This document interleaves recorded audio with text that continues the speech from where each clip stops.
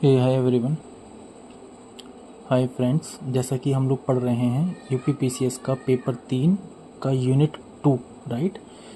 तो हम यूनिट 2 के स्टार्टिंग के सेकंड टॉपिक पे हैं।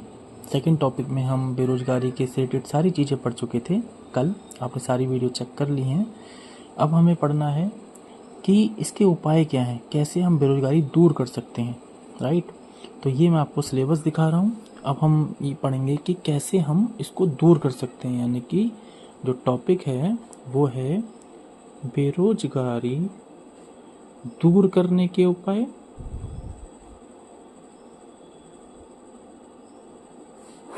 या आप ये कह सकते हैं इसके निवारण के उपाय, तरीके,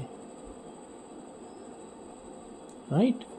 इसके निवारण क्या है, इसका सॉल्यूशन क्या है, कैसे हम बेरोजगारी को दूर कर सकते हैं। तो आपको याद होगा, पहले हमें इसके कारण सोचने पड़ेंगे जो हमने पढ़े थे। तो आपको याद होगा कारण क्या था हमारे, कि हम स्किलफुल नहीं थे, जो लोग थे वो स्किलफुल नहीं थे, that's why they were not getting a job, right. तो हमें स्किल पे काम करना पड़ेगा। इसी के लिए एक योजना चली, आपको पता होगा, कौशल विकास कार्यक्रम। कौशल विकास कार्यक्रम, जिसको क्या कहते हैं, स्किल इंडिया, राइट। इसका काम क्या था, कौशल विकास कार्यक्रम का काम क्या था, स्किल इंडिया का जो ऑब्जेक्टिव था वो क्या था। उसका ऑब्जेक्टिव था युवाओं को रोजगार के लिए स्किलफुल बनाना, so that they can get a job, right. तो जो हमारा कारण था वहीं से तो सॉल्यूशन निकलेगा। तो कारण में आपको याद होगा, अगर आप लोगों ने नहीं देखा वीडियो तो पुराना वीडियो चेक कर सकते हैं। इसमें कारण में हमने बताया था कि जो बेरोजगारी का जो मुद्दा है वो क्या है, बिकॉज लोग स्किलफुल नहीं हैं, ठीक, जिसकी वजह से उनको दिक्कत हो रही है। तो इसलिए सॉल्यूशन में क्या आया कि भाई उनको स्किलफुल बनाओ। उसके लिए एक कार्यक्रम चला था जिसका नाम था कौशल विकास कार्यक्रम, ठीक है।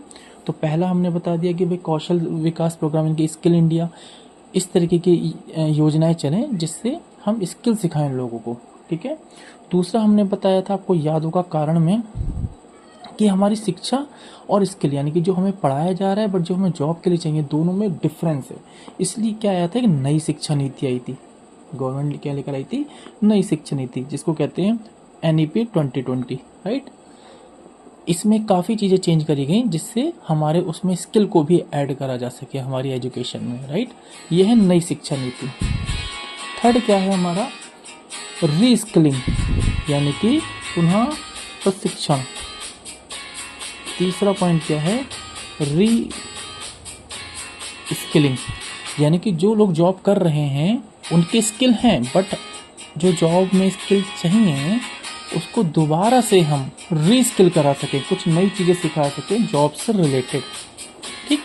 तो फोर्थ पॉइंट क्या है, क्षेत्रीय संतुलन। आपको याद होगा हमने कारण में भी पढ़ा था, कि अनएम्प्लॉयमेंट का एक रीजन था कि क्षेत्रीय असंतुलन था। कहीं कहीं जो ग्रोथ थी ज़्यादा हुई थी किसी क्षेत्र में, किसी क्षेत्र में ग्रोथ कम हुई थी। तो अगर वो संतुलन बन जाए उसकी वजह से भी अनएम्प्लॉयमेंट कम हो सकता है। यानी कि जो निवारण है, सॉल्यूशन है, वो प्रॉब्लम से ही बनेंगे। तो पहले आपको प्रॉब्लम पता होनी चाहिए, कारण क्या है वो मैं आपको लास्ट वीडियो में बता चुका हूँ, राइट। तो कौशल विकास कार्यक्रम यानी कि हम स्किलफुल बनाएं, नई शिक्षा नीति यानी कि ऐसी शिक्षा नीति जिसमें हम स्किल्स को भी ऐड कर सके, तो NEP 2020।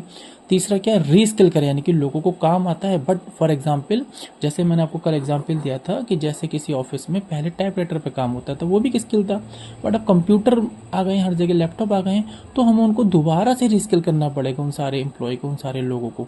ये हो गया री स्किल में, राइट। क्षेत्रीय असंतुलन, इसको मैंने बताया था कि कहीं कहीं क्या है, जैसे वेस्टर्न में इंडिया के बहुत ज़्यादा औद्योगिक विकास हुआ, डेवलपमेंट हुआ, तो वहाँ पे रोजगार के अवसर बढ़ गए।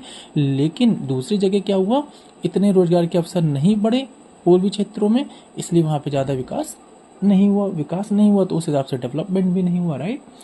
एग्जाम्पल जैसे मैं बोल रहा हूँ हम लिख सकते हैं, जैसे स्टार्टअप इंडिया है, right. Startup India and make in India, ये सारी जो पॉलिसी थी, मेक इन इंडिया, राइट, इसने क्या करा, युवाओं के लिए रोजगार और उद्योग को क्या करा, बढ़ाया, startup India and make in India ने, राइट। फिर मनरेगा, एक आपको पता ही है जिसका नाम अभी अभी चेंज हुआ है, आप लोग बताएंगे उसका नया नाम क्या हुआ है, राइट। इसने क्या करा, ग्रामीण क्षेत्रों में रोजगार का अवसर बढ़ाया, ग्रामीण क्षेत्रों में ताकि लोगों को रोजगार मिल सके उसको सुनिश्चित किया है। ये आपके एग्जाम्पल हो गए बेरोजगारी को दूर करने के, राइट। अगर आपको किसी भी टॉपिक पे कोई वीडियो चाहिए तो आप कमेंट कर सकते हैं और इस चैनल को सब्सक्राइब इसलिए कर लें क्योंकि हमारा जो टारगेट है वो पेपर 3 का सिर्फ 30 दिन में हमें इस पूरे मेंस के पेपर 3 को कंप्लीट करना है। उसके बाद हम पेपर 4 पे आ जाएंगे। हम लोग पेपर 1 और पेपर 2 ऑलरेडी कंप्लीट कर चुके हैं, आप पुराने वीडियो देख सकते हैं, ठीक। और कोई भी नया टॉपिक आपको चाहिए या कोई कन्फ्यूज़न है आप कमेंट कर सकते हैं। तो सबसे पहले आप चैनल को सब्सक्राइब जरूर करें। Thank you.